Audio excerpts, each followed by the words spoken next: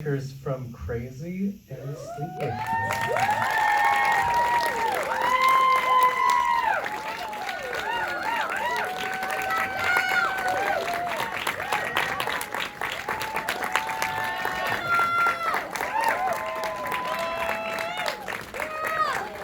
You can take your masks off on the stage if you want.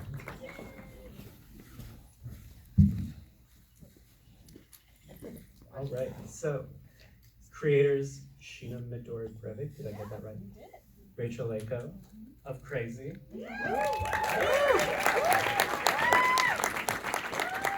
Writer-director Sam Lee of Sleepwithme. And lead actor Lovi.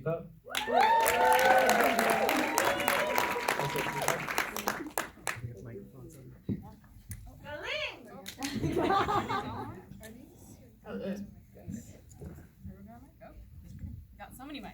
So many mics, great. All right, I would love for both your teams to talk about the genesis of these projects. They're both so unique. They're as I mentioned, they're bonded thematically, but they're both so unique and so tonally themselves. So I'd love to hear more about that. Wow. Well. Oh, this is on. Hello. Oh, mine's on. Well, first off, thank you all for being awake. Hello. Yes. And being here. If you're not awake, though. Thank you to all our family and friends for coming out and supporting. And also, big shout out to all of our cast and crew of Crazy. I want you guys to stand up for a second and so that you can be acknowledged. Raise your hand, stand up. You're part of this. Courtney, yeah, all of you. Our VPs back there. So really, all of our friends are just Thank you. But I mean, in terms of the genesis of our project, we bonded over, just being, we've been friends and we've just been hanging out a lot and talking about being queer, being Asian American, and at that time we were going through our own mental health stuff, mental health struggles. And that intersectionality was something that we really talked about and didn't see a lot of kind of in media at the time, back in 2018. Yeah, it's been a while. It's been a journey since then. So I had proposed the idea because I'd been wanting to do a web series for a while, and Sheena just kind of hopped on, and then we started brainstorming about what this potential web series could be. And I think we thought, we haven't seen anything like this in the media in any films or series that at the time were out, and we realized, okay, we need to talk about this, especially because in Asian American culture, we experienced personally how stigmatized it was, and how much I think it affected our journeys and our personal lives. And so we thought, we have to talk about this. This is something that we feel like what we call is edutainment. To both educate and entertain. I often joke that I had to come out 3 times. First as an artist, and then we both did. We have a similar journey. And then as queer, and then as needing to see a therapist. And that was actually really hard. The last one was kind of the hardest, surprisingly for me. And so we kind of bonded over that, and essentially we just pulled from our own experiences, our friendship. It's still very fictionalized, I just want to say that. Inspired by our lives, but there's a lot in there. I am not Jazz and she is Mommy, I just want to say that. I do have IBS, so. I guess, That's the genesis of it. Yes, I felt very seen as a Jewish woman.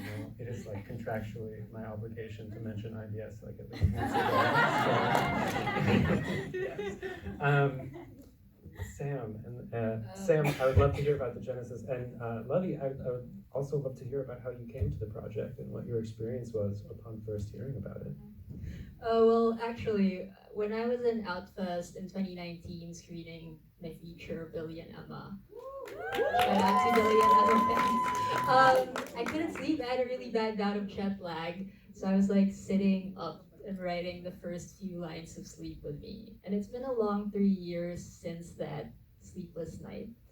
And I'm also taking my second master's in women's studies, and one of the readings that we had was like grip theory, which talks about the intersections of disability and queer culture because they're both othered from society. So I wanted to kind of make a rom-com that talks about all these things, and so that's how it was supposed to be a feature, and then it became a series. But then I've never written a role for anyone, and this is gonna be a surprise to you, but I was writing Luna with Lovi in mind. No, I've always wanted to work with Sam. I missed that opportunity like years ago because I was too busy doing another project, and now the fact that I was able to do this with Sam, it's a great experience because first of all, I've always wanted to work with you, and now I think it's just the right timing, and the fact that you actually wrote this script and you thought of Luna as me, so I'm just really happy about that. So yeah. I would love to hear more about, you both talk so much about wanting to explore representation of disability or mental illness on screen. So how you approached that when you were writing this, because it's so easily mistreated in most media. So I'm curious what your... Yeah. So I have a younger brother who has cerebral palsy. And so for me, disability has just been a big part of my life and that world. And so for me, kind of my love of storytelling is to be able to have moments where you connect to characters and see, different parts of your life that you don't otherwise get to see maybe in your own life, like in the day-to-day. So for me, it was really important that we had a character, Addie, who was a wheelchair user, and it was really important that we cast someone who was a wheelchair user, and that was a process. And I think that, and then the mental health aspect we pulled from our own experiences, and, I have a background in psych and neuroscience, so I was all about like digging into that and giving you definitions. But yeah, I think the way that we also executed too was, we utilized, breaking the fourth wall and talking to the audience because we wanted to have that aspect of like, okay, for our intentions with that was that the audience would be the therapist, and our characters talking to you and saying everything that they were feeling at that time, so that it could be a little bit more explicit in terms of what the characters are actually feeling and thinking. Because I think the challenge in this for us was when we were writing it, how we can express internally, because mental illness and mental health struggles, like you can't see it. So how can we showcase that to you, right? Because you write a character who has anxiety that doesn't look like much, and it's not interesting to act or to watch. So breaking the fourth wall was kind of how we dealt with some of those things.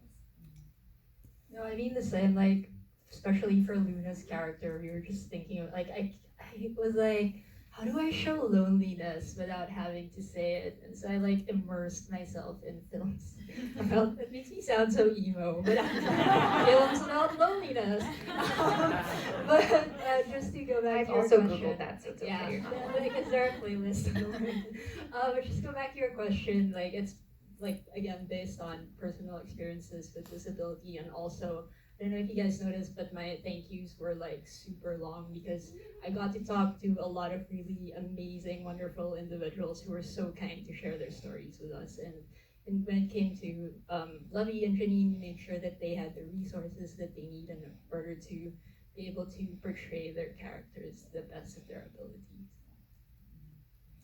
And Lovi, how did you find the process of playing that? Well, it was actually, I had no idea that there was such a condition. Sorry, I need to preface this by saying that there are episodes 4 to 6 that dives deeper into all these things. Yeah. So that's the first August 3. 15 on iWantTFC. Like 3 episodes, yeah.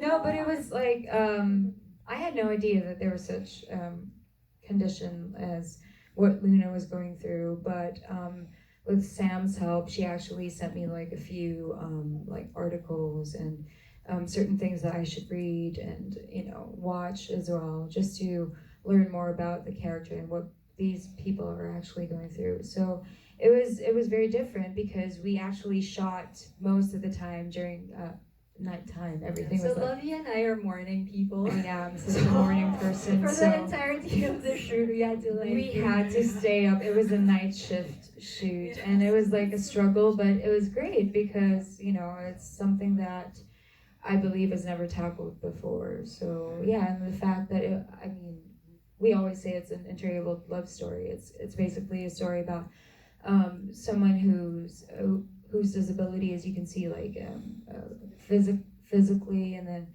with Luna, who has that kind of condition. So it's great to be able to do something like this and to showcase this kind of story. Well, we have some time for audience questions. I'm sure some of you have questions. And yes. Hi, first, Rachel, great job, love it. And love then, you. I have a question for you guys. What was Luna's condition? And then two, this was clearly like from TFC. For such an amazingly progressive story, how did you guys find support to get something like that made in the Philippines? Okay, so we discussed Luna's condition in episode 4. Do you want me to spoil it for you now, or do you want me to just DM you? It's called the delayed sleep phase syndrome. Google it. But in terms of TFC, It's more of like I'm super lucky to be backed by 2 amazing producers who kind of vouched for me from the get-go. Because despite having made 2 features in the broader scheme of Philippine media, I don't think they would have trusted me with their biggest stars if I wasn't backed by Dan and Danette, who are my producers. So, but then we were really fortunate enough that at first it was kind of rough, and then like when I kept pushing, they understood that I wasn't gonna budge on anything. They were kind of like, okay, just go do that thing. So I hope that pays off. I hope their trust pays off. Yes. So this is the premiere, and it hasn't been shown in the Philippines. So when is this? Don't post anything on Twitter. When is this going to be shown on TFC? So it's on August 15th. August on iWantTFC. So everyone in North America can watch it in August. All 6 episodes. So what about in the Philippines? Yeah, August 15th. Same time. Yeah. And does Crazy have a release plan as well, or? In progress. Yeah, well, we're hoping to do a fun festival circuit run, and we'll see what happens with distribution. But if anyone out there has some, distributor. Any distributors out there have connections, yeah, let us know. This is why the audience award is important. Exactly. Yeah. So vote. Are there any other questions? Okay, well, I'm curious to hear from both of your teams about the decision to do an episodic, how that informed the structure, how that informed how you approached the story and your writing, your production, all of it. I think we got a lot of inspiration from like Fleabag and Insecure and these other kind of episodic shows, and then also Breaking the Fourth Wall. And I think, and Rachel mentioned she'd been wanting to do a web series, and so then once we kind of had the idea of it, we're like, oh, this kind of works with this format the best. Yeah, I think also, well, at the time too, I had been doing a lot of short films, and that's also how Sam and I met too, we came full circle over here, having both of our series premiere in the same program, which is really awesome and honored. And yeah, at the time I was just like, I wanted to level up my artistry, so I was like, gotta do a web series, that's the next big thing. And I was so glad that Sheena was down to collaborate and create, And I think we also kind of set up our set and our production schedule to be kind of TV-like to imitate TV. So That was Yeah, so like what a mini we, version. right, it was, our budget was very low, just so you know. But we wanted to really capture the TV set kind of experience, and so what we did was, we also brought on guest directors who are amazing, like Ella's here, Alyssa could not be here, and yeah, we also wanted to, I think, like, really make it a type of experience where we were as inclusive as possible, both in front and behind the camera. And I think most of our cast and crew were like, we had 95%. we had like significant majority like of color, queer, women, non-binary, and that was really important to us. Also, just a fun fact, like, we realized after that you told me that there's no speaking, no male dialogue in our series at all. At all. Isn't that crazy? No male voice. Just want to throw that out there. I think that's a world record or something. Yeah. So. As more films should be. We're balancing it out. We're working on balancing it all out. But anyway, I think, like, I do want to say that our mission for this series was, yes, to educate and spark a dialogue about mental illness and in specifically Asian American queer communities, but we really wanted to showcase we really wanted to humanize these characters and our experiences, because it hasn't really been seen on screen. And I think since then, when again, this has been such a journey, like, we did this in 2019. 4 years later, we're premiering it finally. The pandemic kind of slowed everything down, but that old pandemic. When we were first talking about it in 2018, you definitely hadn't seen nearly as much stuff. Euphoria wasn't out yet. Yeah, exactly. Any of that. But yeah, we're excited that obviously there's a lot more in media now, and we're excited to be a part of that conversation as well. So. And Sam. So Sleep With Me started out as a feature, but then the pandemic happened, and then the producers were saying no one's gonna go to the movies anymore, so make this into a series. And this is my first series, and I don't know if you guys noticed, but the language is still I realized it while I was watching, the language is still very cinema, which is something I need to work on. So we need a season 2. It's a cinematic series. I was like, oh, it's happening. Why is I doing this? But yeah, that's how that happened. Because they didn't think we Filipinos would go watch movies anymore. I called this. So we made it into a series, which is great, because then now a lot more, like, I always say that my goals for my films is that I want as much people as possible to watch them.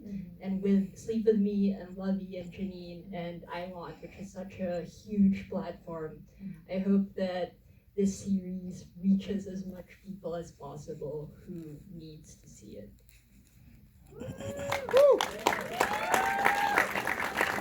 Unfortunately, that's all the time we have, but I want to thank you all so much for joining us. Thank you so much. Thank you all too.